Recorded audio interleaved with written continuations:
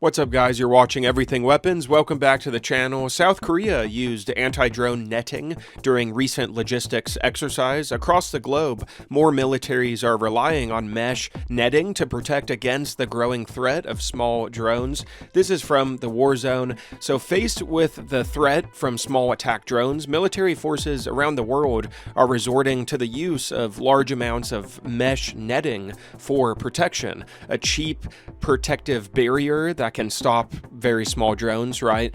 And now it appears the South Korean military may be employing this defensive measure as well. After a recent logistics training exercise in South Korea, photographs were posted on the Pentagon's image distribution site showing what appears to be anti-drone netting on a ship to shore floating platform used for moving cargo and troops. While it's possible that it could be for some other purpose, the netting appears to be in line with other examples of drone defensive measures seen in Ukraine and many other places that we've seen recently, including recent usage by Dutch forces as well. The idea behind the netting and purpose and strategy and its use is that drones will be caught up in the nylon or mesh metal nets and become disabled, or the nets will be, help keep drones far enough from personnel and the ship or aircraft or whatever else will be using the netting before exploding to keep them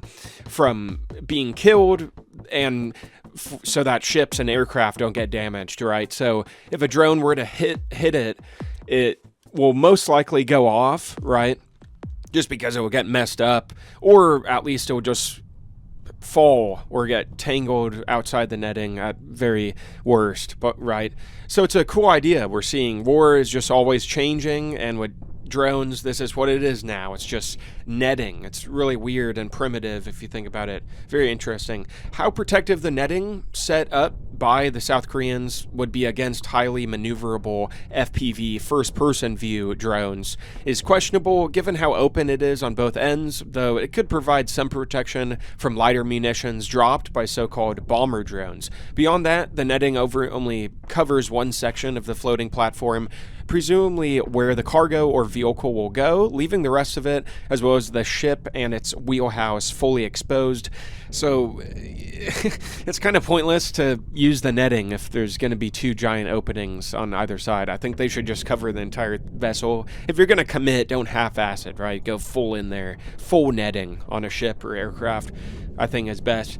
But the images were taken during combined joint logistics over the shore 26 at Dugo Beach, Pohang, South Korea on July 9th. The goal of this was to allow the Marines and partners from the Republic of Korea's military to deliver supplies from a vessel stationed offshore without requiring existing infrastructure like a pier.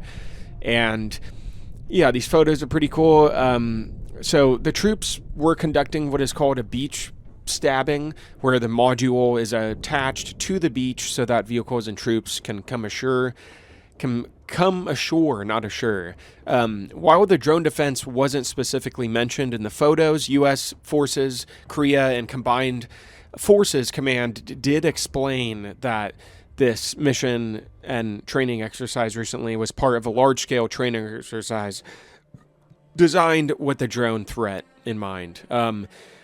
There's good reason for counter-drone efforts to be baked into logistic operations. The war in Ukraine has shown that drone attacks have made resupplying frontline troops such a deadly endeavor that there is an increasingly use of ground robots to carry out these missions just to rescue troops because it's so dramatic and horrific, right? Any fight against China or North Korea would almost assuredly see a large number of drones descending on South Korea and allied forces. Both countries have developed large arsenals of these weapons and the technology to use them at scale. North Korea has gotten assistance from Russia on drone technology as well as direct experiencing fighting Ukraine. The regime has invested significant resources into evolving its drone capabilities across all tiers. And let's see, so the Pentagon established JIATF 401 last August to coordinate counter-drone efforts across the department and help accelerate the fielding of new capabilities. The guidance in the handbook follows a call in February by the task force for increased use of netting, cables, and other kinds of passive physical defenses to protect critical infrastructure. It is part of an evolving trend by the U.S. toward acceptance of these measures, something that we've made a video in the past. And U.S. forces officials at an Air Force base in Virginia were looking at installing anti-drone nets to help protect F-22 Raptor stealth fighters on the flight line. I think the netting is really good for that, for protecting our expensive, pricey, difficult-to-build aircraft, right?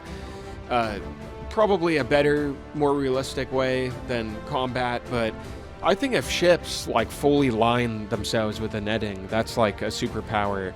But then, of course, it's still vulnerable to sub and underneath the water surface. But thank you guys very much for watching. Drop a like, type a comment, subscribe, ring the bell, check out the older videos on the channel. Appreciate it. See you guys in the next video.